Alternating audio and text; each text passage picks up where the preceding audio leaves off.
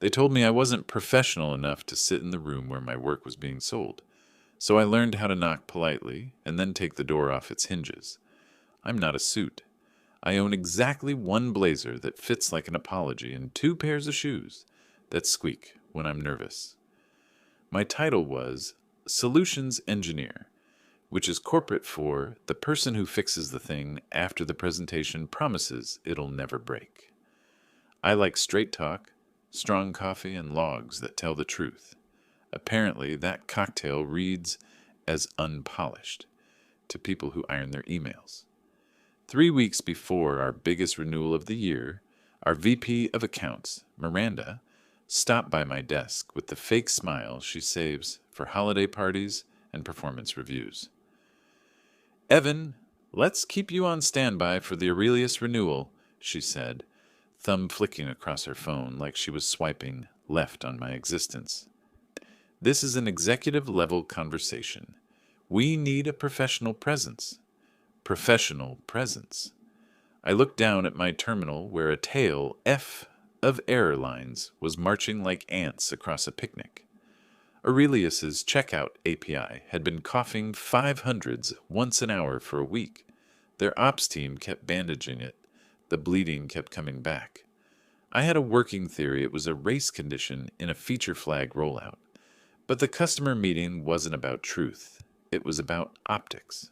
Miranda preferred optics. That Friday night, the system made the decision for us. At 11:47 p.m., Aurelius went dark on the East Coast. Orders failed. Payment tokens locked. A senior engineer on their side, a woman named Maya, pinged our general on call, and because I'd been the one replying to her late-night questions all week, my personal number. "Can you look?" she wrote. "Our CFO is in the war room. We're bleeding." There was no CC, Miranda, no layers, just a human asking another human for help. In 5 minutes, I was on my living room floor with my laptop propped against a cardboard box of takeout menus. In 15, I had a repro in a sandbox by replaying their last 10 minutes of traffic. The feature flag service, which should have been sticky per session, was getting refreshed by a crown we didn't know operations had inherited from an ancient onboarding script. Every hour on the 47, it reset a subset of cohorts and left a handful of carts pointing at a canary endpoint that wasn't guaranteed to be warm. It wasn't sexy. It was plumbing. I wrote a 2-line patch to make the flag fetch sticky for 5 minutes on error and added a guard that fell back to stable on any canary cold start.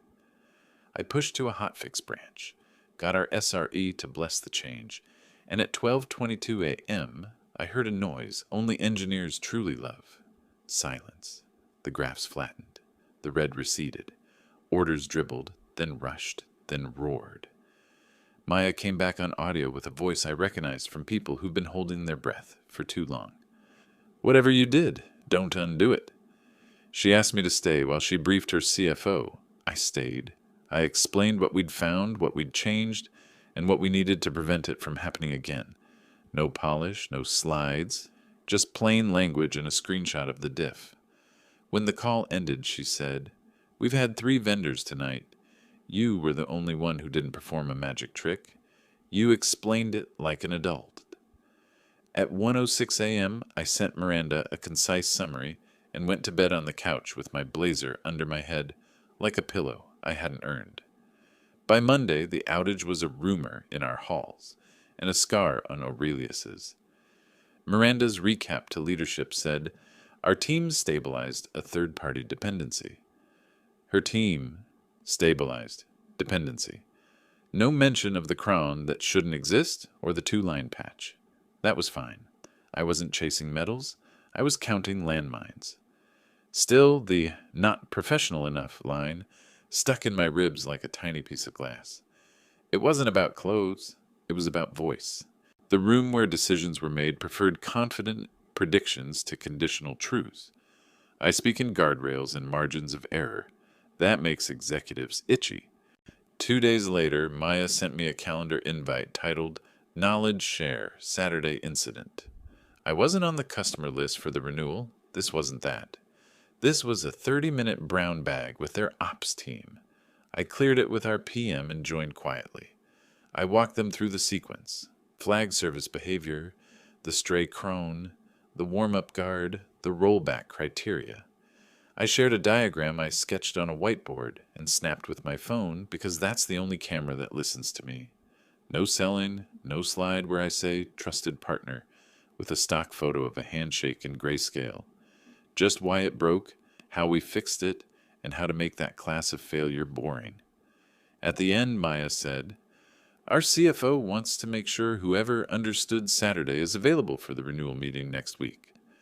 The chat window dotted like rain. I felt the glass in my ribs twist. I sent Miranda another summary and a request. If Aurelius asks, I'm happy to be available in a technical observer capacity. 2 minutes later, her reply landed with the grace of a falling safe. "Thanks, Evan. We'll handle it." That week became a collage. Midnight logs, morning stand-ups, midday check-ins with Aurelius, where I answered practical questions while carefully not drifting into anything that smelled like sales. On Thursday, Maya asked for a one-pager she could share across finance. Not a deck, a one-pager. "Plain English," she said. "Pretend you're explaining it to my mother." I wrote it like a story. "On Friday at 11:47 p.m., your store stopped selling. Here's what your customers experienced. Here's why. Here's what we changed. Here's how we know it worked. Here's what we're doing so you don't have to trust us. You can verify." I added a tiny table. Mean checkout latency before, after. Error rate. Recovery time objective, observed versus target. The kind of numbers that don't need makeup. When I sent it, I CC'd Miranda and our PM. I don't play lone wolf, I leave tracks. The response came not from Miranda, but from someone I'd never met. Tom Hawks, CFO, Aurelius. He wrote, "Appreciate the clarity. In our renewal conversation, we'll need this level of specificity." Then a second line. "Please ensure Evan is present." I stared at those 6 words like they'd been embossed. Please ensure Evan is present. Miranda called me before I could exhale. Her voice was honey poured over ice. "Great work on the write-up," she began, and I counted 3 compliments before the but. "But renewal meetings can be delicate. We need to project executive alignment. You can brief me beforehand." Brief me. So I could watch my words get translated into the dialect of nothing went wrong. We're simply optimizing. I didn't argue. I don't win arguments with people who make their living in rooms I'm not invited into. Instead, I did what I always do when I'm told to stay in the hall. I made the hall useful. I wrote a post-mortem that didn't point fingers and didn't hide them either. I logged the crone's provenance, tagged owners for deprecation, and proposed a guardrail PR that would prevent any future unknown scheduler from altering flag state without a sign change request. I sent the doc to our internal channel and to Maya, with comment, access. "Use whatever helps," I wrote. "Ignore the rest." That night, I watched the cursor move across my sentences as people in another building annotated my work in real time. This is the first postmortem I've read that didn't make me feel stupid, one of their analysts commented. Maya replied with a thumbs-up emoji, then a sentence, "Tom wants to see the person who wrote this." I didn't sleep. On the day of the renewal, the conference room in our office smelled like someone had sprayed confidence from a can. Bottled water, white porcelain cups, a bowl of fruit nobody would touch. Miranda rehearsed her deck like a tightrope walker checking the line. I stood in the hallway with my laptop, the door half open, the way you stand when you're not supposed to need anything. At 9:02 a.m., my inbox pinged. Subject, Aurelius Renewal, attendance, from Tom. "We value clear communication. If Evan isn't in the meeting, we will reschedule." No exclamation mark, no threat. Just the kind of sentence people write when they've already decided what they're willing to tolerate. Miranda read it over my shoulder because perception is her superpower. Something flickered across her face, annoyance, calculation, then a smile that didn't reach her eyes. "Well, she said softly. Let's be flexible. I walked into the room behind her, feeling every inch of carpet like it might reject my shoes. The screen came alive with faces. Tom, composed. Maya, tired in the way people are when they've earned it. 2 executives I didn't know. Good to see you again, Maya said, and the room heard it. Again. Miranda opened with her slide one. I kept my hands folded and my mouth closed until Tom asked the first question, the kind that lives at the intersection of money and truth. On Friday, how close were we to data loss? I didn't look at Miranda. I didn't look at the fruit. Not close, I said. The failure mode was session routing to a cold canary, so we lost transactions in flight, not records. Painful, visible, but not corrupting. Tom nodded like people nod when pain and visibility are acceptable. Corruption is not. And prevention? 2 layers, I said, already pulling up the diagram. Process. Kill the unauthorized cron and restrict who can add new schedulers. Technical. 5-minute stickiness on flag fetch with a stable fallback when canary isn't warm. We tested both. Maya smiled, small and private, like someone hearing their own language in a foreign country. The conversation shifted. It stopped being theater and became work. The air in the room changed. Miranda's slides grew shorter between questions. I didn't pitch. I didn't embellish. I didn't apologize for the mess of reality. I just told the truth, with guardrails and numbers a CFO could put in his pocket. Somewhere between, we can commit to a 5-9s target for the flag service itself, and here's the blast radius we'll guarantee. I felt the shard of glass in my ribs start to melt. Not because I was winning anything, because the room had finally remembered why we were all in it. When the meeting ended, Tom said, "We'll discuss terms and revert." Then he looked at me, not at Miranda, not at the logo on the wall. "Evan will want you leading the technical work stream." It wasn't a question. I muted, finally breathed, and realized my hands were shaking under the table where nobody could grade the tremor on a professionalism scale. As we left the room, Miranda put a hand on my elbow. "Good job," she said. "See? With a little coaching, you can be very presentable." Presentable. The word brushed past, and for once it didn't cut. Because I knew something she hadn't figured out yet. Professionalism isn't a blazer or a cadence or a tone. It's being the person people trust when the lights go out. I didn't say that. I just nodded, went back to my desk, and opened a blank document titled, "If They Ask Me to Lead." By the time the renewal papers started circling, I could feel the air in our office getting heavier, like someone had turned down the oxygen and expected us not to notice. Miranda's smile had frozen into something brittle, like glass that would cut you if you looked too long. Everyone knew Aurelius was our make-or-break account. If we lost them, we'd lose 1/3 of our quarterly revenue, and probably a few jobs to go with it. What most didn't know was that the guy who wasn't professional enough was now the only person Aurelius trusted to explain their system's guts. Every time I logged into Slack, I had a new message from Maya or one of her engineers. "Quick question. What's the warm-up window for that flag service again? Evan, could you double-check these metrics before we brief finance?" Miranda saw those threads. I made sure of it, not out of spite, out of transparency. She wanted alignment, and I was giving her perfect visibility. But I could tell it burned her to watch the conversation happen in a language she couldn't quite translate. Then the company gossip engine revved. Someone from finance whispered that Miranda had told leadership she'd personally rebuilt the client's trust after a technical misstep. A technical misstep. That was the euphemism she'd chosen for catastrophic midnight outage prevented by the unpolished guy with takeout boxes for furniture. I laughed when I heard it, then I stopped laughing. Because I realized she wasn't just rewriting history. She was laying the groundwork to erase me from it entirely. By the following Monday, I was officially not invited to any Aurelius correspondence outside strictly technical support. Miranda wanted to streamline communications. Her email said, Let's reduce noise and ensure our client receives a single consistent narrative from leadership. Consistent narrative. Translation: silence Evan before he makes me irrelevant. That week, she scheduled a prep session for the final renewal call. Without me. I only found out because Maya sent me the invite by mistake. It popped up on my calendar like an alarm bell. Aurelius Renewal Executive Prep.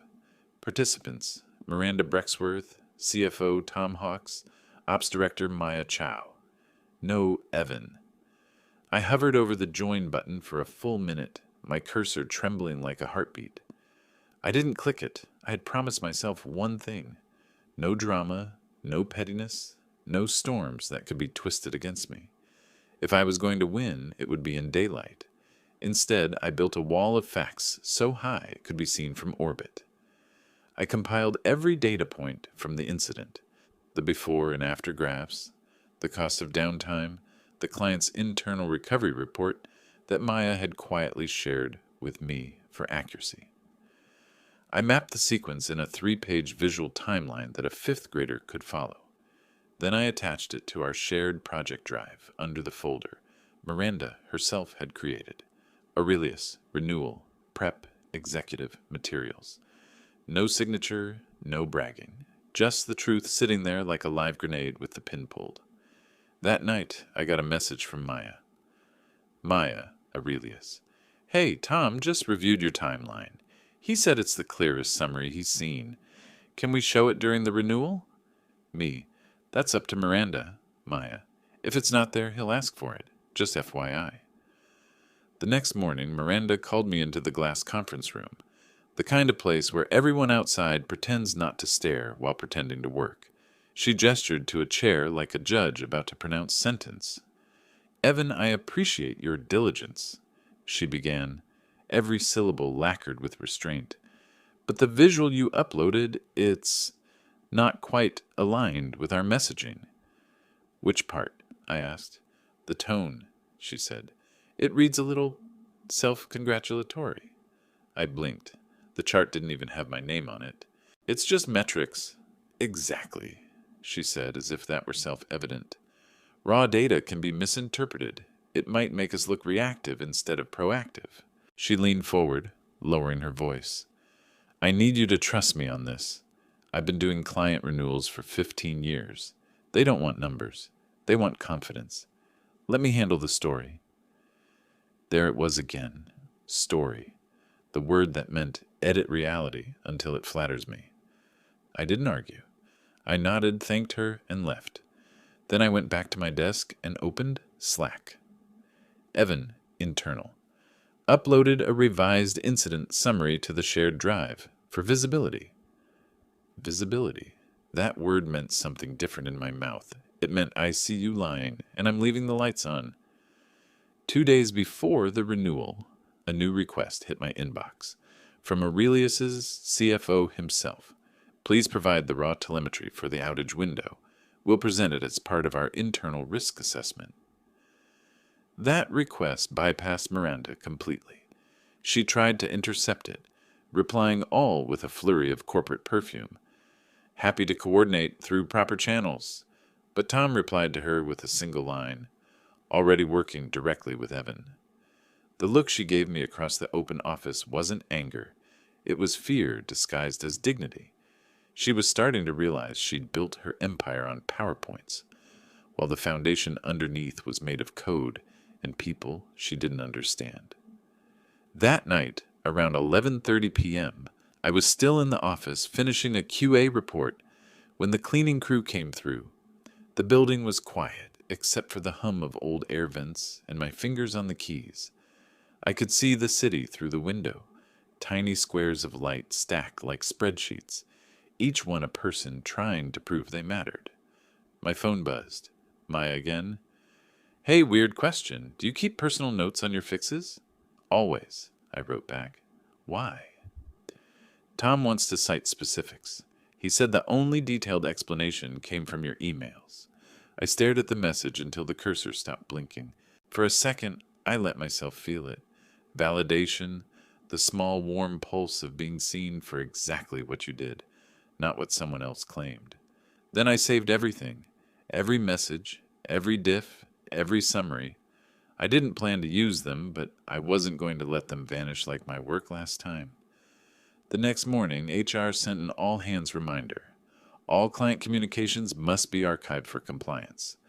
Perfect timing. I archived everything. By the time Friday arrived, Miranda was pacing the hallway like a chess player who suddenly realizes her opponent knows how all the pieces move.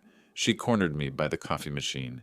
"Just so we're clear," she said, her voice low but sharp, "I lead this meeting. You answer questions if directed, nothing more." "Understood," I said, and I meant it. Because what she didn't know, what nobody knew, was that the client had already rewritten the script. I committed that afternoon. An invite landed in my inbox. Subject: Aurelius Renewal, Final Review. Organizer: Maya Chow. Attendees: Tom Hawks, Aurelius Exec Team, Miranda Brexworth, Evan Hart. Location: Joint Conference Room, Aurelius HQ, in person, on their turf. Miranda's reply came 10 seconds later. "Will attend. Looking forward." But I could almost hear her teeth grinding between the words. That evening, I zipped my laptop into its case and caught my reflection in the dark screen. For the first time, I didn't look like the unprofessional guy who'd been told to wait outside.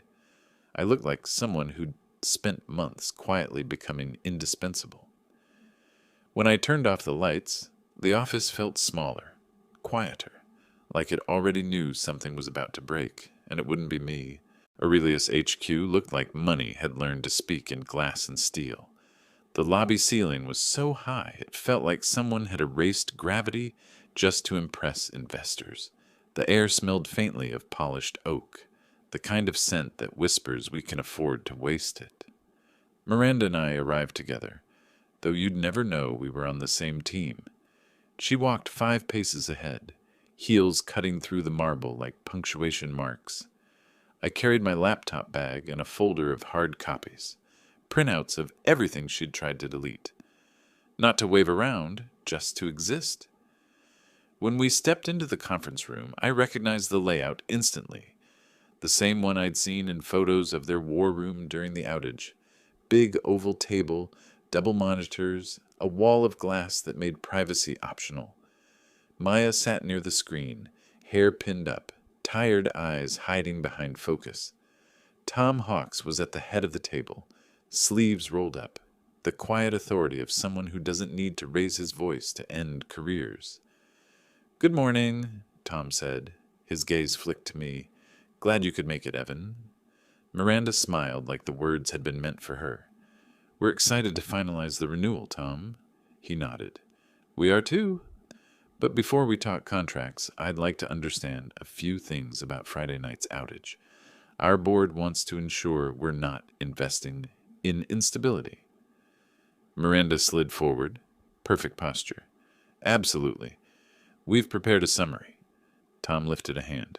"I've already read your summary. I want to hear it from Evan." The silence that followed was almost polite. Almost. Miranda's jaw twitched. The only visible betrayal of control. I opened my laptop, projected the diagram, the same one she'd tried to bury. At 23:47, a legacy cron job from an onboarding script began resetting feature flags. We confirmed it through traffic correlation. The root cause wasn't a software defect, but a governance gap. Tom nodded slowly. "And how did you identify that?" "I noticed the pattern," I said. "Every hour on the 47, checkout API failures spiked. That precision suggested automation. I pulled the container logs, cross-referenced with the flag service metrics, and found matching timestamps." Maya leaned forward. "The guardrail you added, can you explain that for our board record?" "Sure," I said. "We introduced sticky caching on the flag fetch to prevent session-level desync and added a fallback to the stable channel if the canary endpoint isn't ready. It's like a seatbelt. You might not notice it unless it fails." The CFO smiled faintly. "And since then?" "0 reoccurrences. Average checkout latency down 9%. Error rate under 0.5%. Verified independently." Tom sat back, fingers steepled. "So you personally resolved the outage, documented it, and implemented the prevention strategy. Miranda cut in before I could answer. Well, Evan worked under my direction. Actually, Maya interrupted, soft but surgical, Evan was the only one online that night. He coordinated the patch and briefed our ops team while maintaining full transparency. His communication was textbook incident response. For a heartbeat, the only sound was the HVAC system sighing. Miranda's face froze in that corporate smile that hides panic. Tom folded his arms. That explains why the follow-up documentation came from Evan's address, not yours. He turned to me again. The board appreciates clarity, Evan. It's rare. Thank you, I said quietly. He continued. Now let's talk about the renewal terms. Miranda straightened, relief flickering across her face, the illusion that the storm had passed. But Tom wasn't finished. Our board approved renewal in principle, he said. However, they've added a condition. They want assurance that the person responsible for stabilizing our infrastructure remains directly involved moving forward. That means you, Evan. I heard it, but my brain needed a second to translate it into English. Miranda's knuckles whitened around her pen. Tom continued, matter of fact. We're restructuring our vendor engagement. Going forward, we'll be working through a dedicated technical liaison. You'll coordinate with Maya's team directly, contractually. He turned to Miranda. Your firm will remain the umbrella provider, of course, but operational communication will route through Evan exclusively. That's non-negotiable. Miranda's voice came out sugar-coated but brittle. Of course, Tom. Whatever ensures success for both sides. Her smile didn't reach her eyes. It didn't even try. The meeting went on for another hour, though most of it was ceremonial. Numbers, milestones, projected KPIs. But under it all was a quiet shift of gravity. Everyone could feel it. I wasn't the guy waiting in the hallway anymore. I was the hallway, the path through which everything had to pass. When it ended, Maya stood, crossed the room, and extended her hand. Good work, Evan, seriously. Her grip was firm, grounding. Then she added, lower.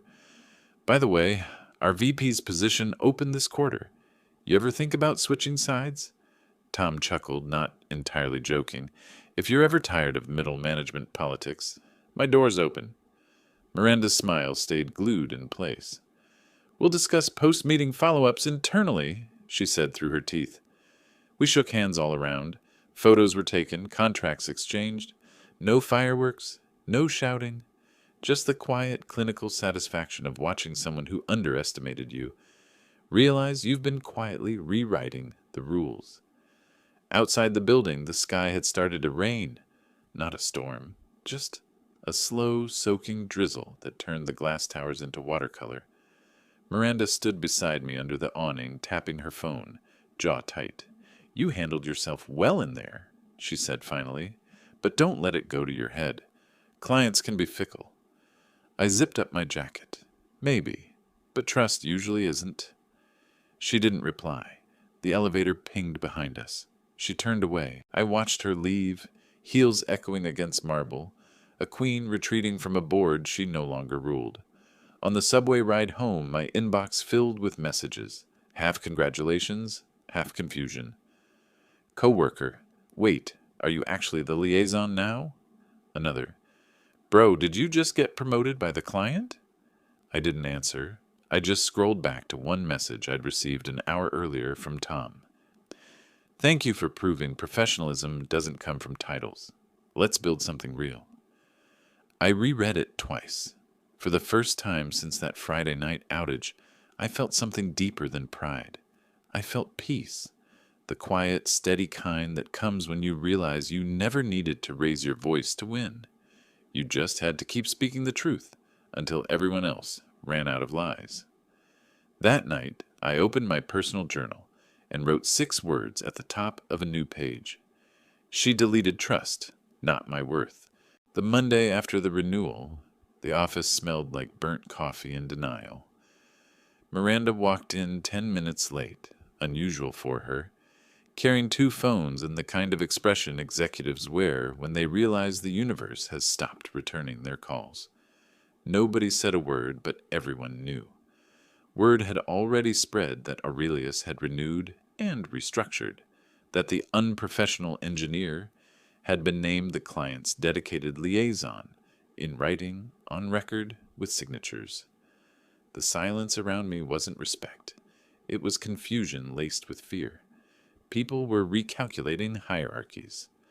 By noon, my inbox was an echo chamber of corporate politeness.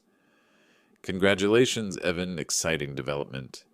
Would love to sync on your new responsibilities. Miranda mentioned you'll be handling direct coordination with Aurelius. Fantastic news. I could taste the irony. The same people who once ignored me in meetings now wanted to align with my approach. It wasn't personal. Office loyalty never is. At 2 p.m., HR scheduled an internal debrief about the renewal. That's code 4. Someone's in trouble, but we'll pretend it's a learning opportunity. The conference room was crowded. Miranda sat at the head, trying to reclaim her usual poise. Across from her, our CEO, an old-school consultant named Ashland, leafed through printed pages of the Aurelius Agreement. He looked exhausted, like he'd been briefed too many times, and believed none of them. Let's get one thing straight, he said, finally setting the papers down.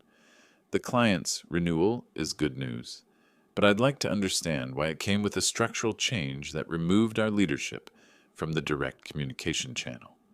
Miranda opened her mouth first, of course. It was an unprecedented request from the client, she said, hands clasped, voice steady. They felt a technical liaison would provide continuity. Ashland's gaze shifted to me. Evan, you were that liaison? Yes, sir, I said. They wanted technical transparency and documentation consistency. And did you suggest this structure? No, they did, after reviewing our prior incident response and communication logs. That was all it took. The phrase communication logs landed like a sledgehammer, wrapped in velvet, because everyone knew what that meant. Receipts. Ashland leaned back, steepling his fingers. Interesting. The client's CFO sent me an email this morning, he said. He thanked us for the partnership and singled out your contribution. Said, and I quote, "If we had been dealing solely with upper management, we wouldn't have renewed." The words hung there, heavy and sharp. Miranda's face didn't move, but her pulse throbbed visibly beneath her jaw. Ashland continued, "Miranda, how did we reach a point where a key client associates leadership with opacity?" Her answer was long, elegant, and meaningless, something about shifting expectations, dynamic communication models, perceived misalignments, corporate poetry, but the damage was already written across Ashland's expression. After the meeting, he asked me to stay behind. The door clicked shut. "Evan," he said, "I want you to know your work didn't go unnoticed. You handled a crisis with integrity. That matters." "Thank you," I said carefully. "I just did my job." He nodded. "That's exactly the point. You did your job so well it exposed where leadership wasn't doing theirs." That night, I went home early for the first time in weeks. I microwaved leftovers, sat on the couch, and let the quiet fill the room. The storm had broken, and I'd walked through it without raising my voice once. The next few weeks moved fast. Aurelius doubled down on their trust. They invited me to consult on a new rollout. Maya sent me a message. "We're rewriting our vendor standards. You set the template." Meanwhile, Miranda's calendar grew emptier. Meetings canceled, projects reassigned. People avoided her office, not out of cruelty, but because her authority had become radioactive. Eventually, an email arrived from HR. Organizational restructuring, leadership transition in progress. I didn't smile. I didn't need to. Some outcomes are too symmetrical for celebration. 3 months later, I was asked to present at an industry roundtable about client trust and communication in crisis recovery. Halfway through my talk, I saw a familiar face in the back row. Miranda. No badge, no company logo, just a neutral expression and a notepad. When it ended, she approached me. For a second, I thought she might ignore me entirely. But she stopped, hesitated, and said, You always had a way of making people listen. I didn't see it then. I met her eyes. Most people don't listen until they're quiet enough to hear what was there all along. She gave a small nod, not of apology, but of recognition, and walked away. I watched her go, realizing that for all her power, all her polish, she'd never learned the one thing that made people follow you without being told. Trust isn't managed, it's earned. That evening, Tom from Aurelius called. "We've been impressed," he said. "We're creating an internal reliability team. Full-time. Competitive package. Full autonomy. You'd report directly to me. Interested?" I didn't even need to think. "When do we start?" 2 months later, I was sitting in a sunlit office at Aurelius HQ, the same building where I'd once been the tag-along engineer nobody wanted in the room. Now my name was on the glass door. Evan Hart, Director of Systems Reliability. Every morning I walked past that nameplate and reminded myself what the word professional really meant. It wasn't the suit, the smile, or the script. It was the ability to stay steady when everyone else was busy pretending. Sometimes I still get messages from my old coworkers, the good ones, the ones who saw what really happened. "Man, you showed us how it's done. You didn't need revenge. You just let gravity do its job." They're right. I didn't destroy anyone. I just stopped holding up the ceiling they were standing on. And when it finally collapsed, I was already gone, building something stronger, somewhere that valued truth over polish. I guess that's the moral, if you need one. When they tell you you're not professional enough, what they usually mean is that you're not performative enough. Keep your integrity. Keep your receipts. Let silence do the talking. Because when the dust settles, professionalism isn't what they say in the meeting.